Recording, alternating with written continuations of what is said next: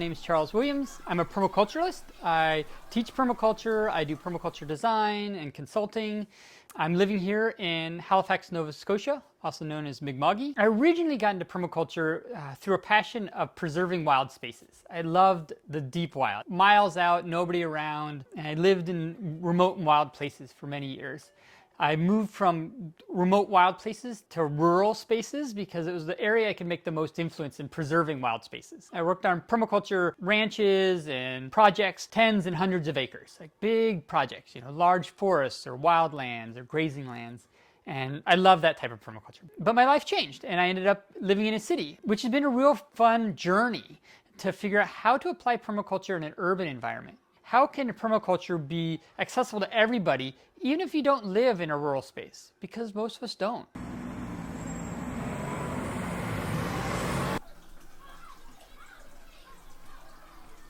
I live in this small 2-bedroom apartment with my 7-year-old son. There's a lot of kid energy here. And I'll walk you through what our system is, that both is kid-friendly and kind of permaculture, and how we tie our systems together.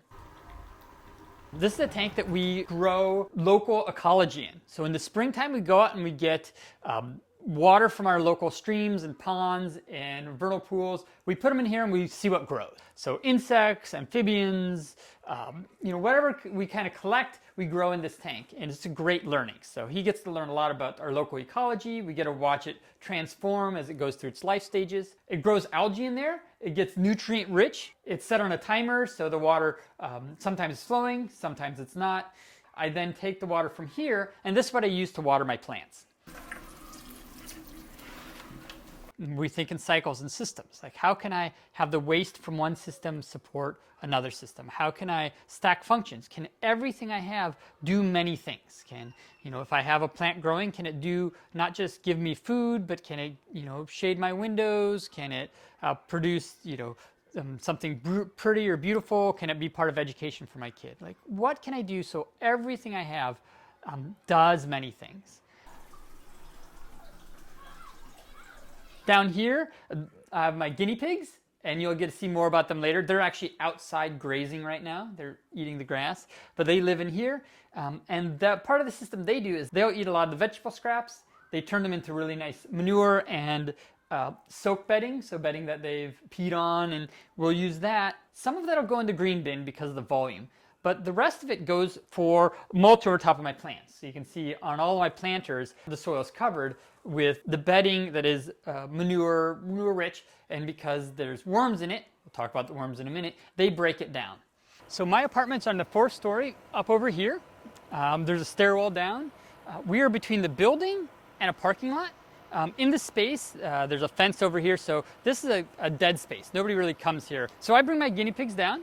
I have them in this little barrel. So inside this barrel, we've cut out the bottom, and I move it about every hour. So they eat the grass, and we move along. They can eat the space in about an hour, which is really useful for me in that I teach. So I'm working on class documents or grading homework or editing video, and I take a break. And I take a break, I walk downstairs, I move the guinea pigs along. If I don't move them, that's fine. They just hang out. But I move them between 4 and 6 times a day because I don't leave them overnight because there's plenty of predators here in the city. I put them in my fancy travel container. I put the lid on them. We take them back up to their home upstairs where we give them a little more food and some water, and they spend the night inside. So in the days, they get fresh grass. At night, they're up in their safe spot, up in the house, underneath the planting table. This is the fall, so I don't have as much vegetable growing because there are lots of places in Nova Scotia that have amazing vegetables. So I don't need to grow all my vegetables inside. I go to the farmer's market. But in here I have mint. I have a lemon, so it'll be a mint under lemon. And I've got a little nasturtium going on. I like their flowers. So I use grow lights because I don't have enough light natively in my apartment. I've got good light, but not enough. So I have different grow lights depending. This is a grow bench I'll use in the spring. I have nothing growing there now, but all my starts will be here under these lights. And these are for my fruit trees, like my lemon and also my mint. From my apartment, I have a large window to the southwest. It gets a lot of sunlight in the afternoon and evening. On a summer day, it's really hot. So what I do is I grow gourds and beans up and trellis them through the window, and that'll shade it. In the wintertime, these will all die back, and these bins will be full of microgreens. You know, like I've got a little chard here going, I've got ginger growing here, my aloe plant, which is taking over, makes lots of babies, have to continue to give them away. This avocado, in the winter, I'll cut it down and let it grow back up. For an inside tree, it's really great. They grow fairly fast, and they tolerate both shade and sun. Last winter, I cut it down to be this tall, and this is what it grew up to be this summer. And I will cut it back down again. So I manage the vegetation here to really manage the light. In the summertime, we get southerly winds. Like that's where all of the weather comes from, where the winds blow from. So I always have a nice breeze coming in this window. These plants also help to move the wind around. Like as it comes in, I don't get a gust of wind, which sometimes is cold, breaks up with the leaves and stuff. In the wintertime, it comes from the north. So the windows on the other side is where the breezes come in. And if I want to have any air moving through my space, especially in the late fall or early spring, I'll have those windows open. The reason I have larger tubs is because I come and go. If I have to teach, so I travel. So I'll leave for a month at a time. If you've ever left your plants for a month and worried if they're going to die, you need to have friends come over and water them, or you need to have enough volume in your containers to do long-term watering. So when I leave, I water them really well, and I come back, 2 to 3 weeks later, and all my plants are still alive. So if you want larger plants, like, wow, that's a giant aloe. Like, why is this aloe so big? It's because it's in a big pot. It has a root system big enough to support a top. If I had it in a small pot, it would never get that big. The same with avocado. Like, the reason why it's so big is because it has a big pot.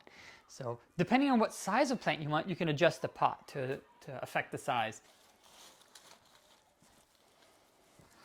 Worm bins are quintessential apartment permaculture installation. It's how you make compost in small spaces. So using red worms, we're using kind of red wigglers. You can find them at bait shops, you can get them at the garden store. And they live in here and they eat my food waste. The food waste that I don't give to my guinea pigs, I'll put into here. And this is my vegetable food waste. I don't put in cheeses or meats or oils or stuff, but this is vegetable matter. Air can get in because I like to have a lot of air for my worms to breathe. And inside my worm bin, you can see I've got some leaves. These are from my avocados. I've got an old sprouted potato in there. I've got some bedding from my guinea pigs. I like to keep it covered like the forest floor, the things the worms like to live in. So inside here, you dig down and you'll find my worms. So these are the worm castings. It's a rich, dark soil. And this is what I use to top dress my houseplants. It's also what I use to make my potting soil. So in the springtime, I have a big operation where I pot up a lot of plants and seeds, start a lot of seeds for gardens. I don't have a garden, but I have a lot of friends who do, so I start plants for them and I put things in their gardens and they trade me for produce later on. If you have insects in your worm bin, that's okay. Have a good screen. Make sure your screen doesn't let them out. They can live in there, it's fine. You just don't want them flying around your apartment and bothering you and your friends. So just have a good screen and a good lid. I keep them room temperature, out of the sun. Sometimes there's a lot of worms in there. Sometimes there's a little bit of worms in there, and that's okay. The worm bin functions as a part of my system. It takes some of my scraps that I use to start more plants. It also feeds some things in my tank, and generally just helps keep the nutrients in my system. My apartment is how I've set up my life with my particular factors. And it's always evolving. As my kid gets older, as my life shifts, it evolves and changes, but it still follows the principles of permaculture.